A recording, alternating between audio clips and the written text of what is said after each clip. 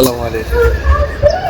আল্লাহ পাক রাসূল পাক সাল্লাল্লাহু আলাইহি ওয়াসাল্লামকে বলেন যে আপনার কোনো বান্দা আছে যে বলতে থাকে জান্নাত এত সুন্দর, জান্নাতে এত কিছু আছে মনোমুগ্ধকর, জান্নাতের এত কথা শুনেছি, কিন্তু জীবনে যে পাপ করেছি জান্নাত কি আদৌ পাওয়া সম্ভব?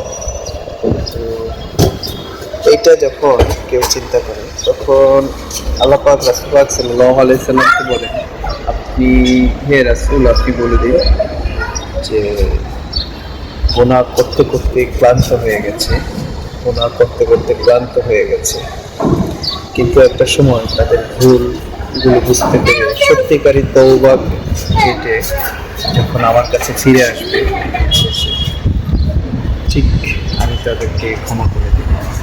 আল্লাহ পাক বলেছেন তার যে রহমত আছে কেউ যেন তার রহমত থেকে নিরাশ না হয়, নৈরাশ না হয়।